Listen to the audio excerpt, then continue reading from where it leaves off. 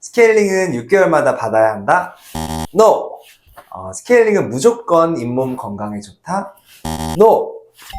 안녕하세요. 15년차 통합치유학과 전문의 조대현 원장입니다. 오늘은 많은 분들이 잘못 알고 계신 스케일링에 관한 진실에 대해서 알려드리려고 합니다. 제가 15년 동안 치과의사를 하면서 느낀 건데요.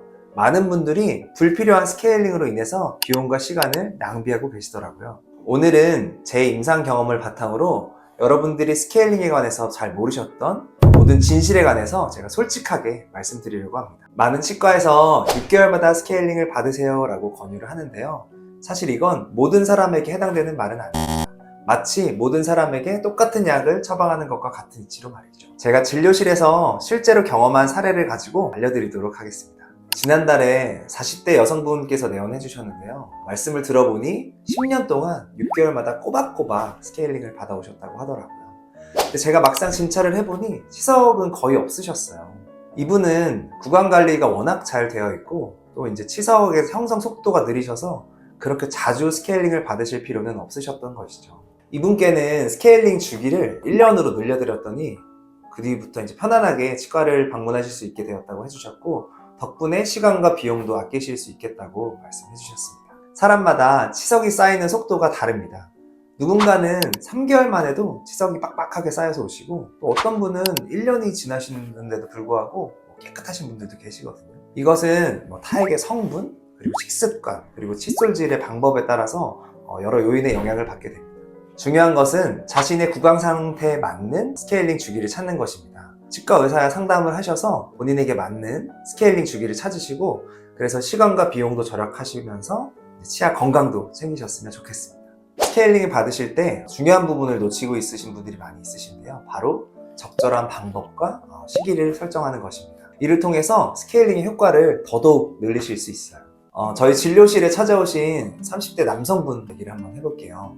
이분은 커피를 이제 많이 드셔서 치아에 착색이 심하신 분이셨는데 스케일링을 받아도 효과가 오래가지 않아서 속상해 하시면서 내원을 해주셨습니다. 말씀을 들어보니 스케일링 받으시고 나서 관리를 제대로 하지 않으셨던 거였어요. 스케일링 직후에 커피를 마시고 그리고 이제 특별한 관리 없이 예전에 해오시던 습관을 그대로 유지를 하셨더라고요. 스케일링은 단순히 치석을 제거하는 것 이상의 의미가 있는데요. 치아의 표면이 매끈해지고 그로 인해서 세균들도 덜 붙게 되며 그래서 착색도 덜 하시게 됩니다. 하지만 이런 효과를 제대로 누리려면 적절한 관리가 필요해요.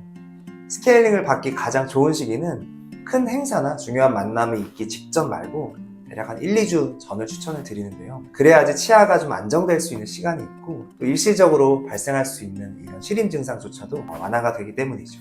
스케일링의 효과를 오래 유지하시려면 관리법이 정말 중요해요. 제가 환자분들한테 항상 말씀드리는 건데 잘 알려져 있지는 않은 것 같더라고요. 스케일링을 받고 나면 치아의 표면이 매끈해지고 세균막이 없어지게 되는데요. 이때 올바르게 관리를 잘 하면 효과가 2배 이상 오래 지속되게 됩니다. 제가 실제 환자분께 알려드리는 방법을 같이 공유해 드리도록 할게요. 자, 첫째, 스케일링 직후 2, 3일 정도는 굉장히 색소가 잘 침착되는 시기이거든요. 그래서 착색이 쉬운 카레, 커피, 콜라 이런 음식들은 최대한 자제해 주시는 것이 좋습니다. 둘째, 스케일링 후에는 모디파이드 바스법이라는 칫솔질 방법을 사용하세요. 이 방법은 칫솔모를 잇몸과 치아 경계에 45도 각도로 대고 부드럽게 흔들며 닦는 방식으로 플라그 제거에 굉장히 효과적입니다. 셋째, 가능하다면 스케일링 후에는 불소가 함유된 치약을 사용하세요. 이렇게 하면 치아의 표면이 강화되어서 치석이 쌓이는 속도가 느려지게 됩니다. 저희 환자 중에 커피를 굉장히 좋아하시는 회사원분이 계셨는데 스케일링 효과가 금방 사라진다고 굉장히 속상해 하셨었거든요. 이분께 제가 좀 전에 알려드린 그런 관리법과 또 거기다 더불어서 워터픽 같은 방법을 좀 추천해드렸더니 스케일링 효과가 훨씬 더 오래 지속되신다면서 되게 좋아하셨어요. 올바른 관리법을 통해 이 스케일링의 효과를 극대화하고 또 다음 스케일링까지의 주기 기간도 더 늘릴 수 있는 이런 방법이 있다는 것을 꼭 기억해 주세요. 원장님, 얼마나 자주 스케일링을 받는 게 좋을까요? 가장 중요한 질문에 답을 해드릴 거예요. 과연 나는 얼마나 자주 스케일링을 받아야 하는가? 제 경험상 스케일링의 주기를 결정하는 중요한 요소들이 있습니다. 첫째는 여러분의 치석 형성 속도예요. 이건 타고난 체질과 관련이 있어서 어떤 분들은 아무리 칫솔질을 열심히 하셔도 치석이 남들보다 빨리 생기시는 분들도 많이 계시더라고요. 둘째, 칫솔질도 정말 중요하지만 사실 올바른 치실 사용이 훨씬 더 중요합니다. 제가 이제 치과에서 일을 하는 의료인임에도 불구하고 저조차도 아무리 열심히 칫솔질을 하더라도 꼭 치실을 다시 사용을 해보면 그 사이에 남아있는 음식물들이 있거든요. 그렇기 때문에 치실 사용을 저는 꼭 권장을 해드리는 편입니다. 많은 분들이 이 치실 사용에 대해서 많이 어려움을 겪으시는데 이렇게 치실을 적당량의 길이를 끊은 다음에 손가락에 이런 식으로 치실을 발라서 치아 사이에 골고루 넣어주시면 되고요. 보통 이렇게 치아 사이에 넣은 뒤에 굳이 막 좌우로 왔다 갔다 하실 필요 없이 그냥 넣었다 빼시는 동작만으로 간단하게 치실을 사용해 주시면 좋습니다. 셋째, 당뇨병이나 고혈압 같은 이런 전신질환을 갖고 계신 분들은 치주질환의 위험이 더 높아서 더 자주 스케일링이 필요하실 수 있습니다.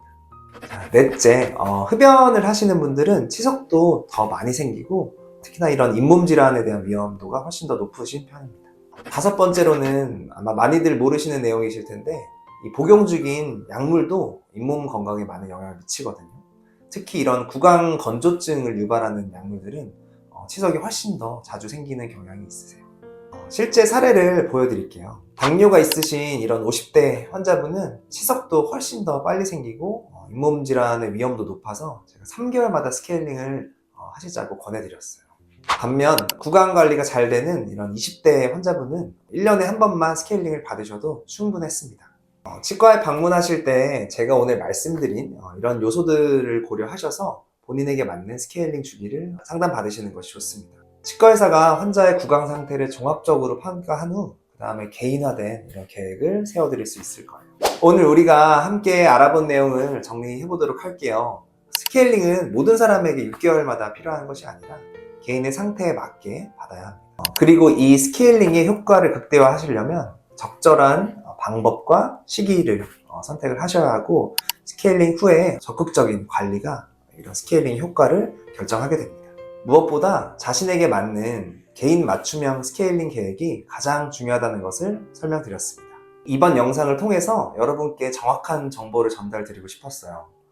15년간 수많은 환자분들을 만나뵈면서 이런 잘못된 정보 때문에 불필요한 치료를 받거나 최적의 관리를 받지 못하는 경우들이 많이 있었거든요.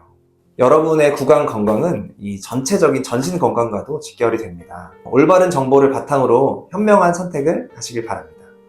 다음 영상에서도 이런 치과 치료에 대한 더 많은 유용한 정보를 함께 나누도록 하겠습니다.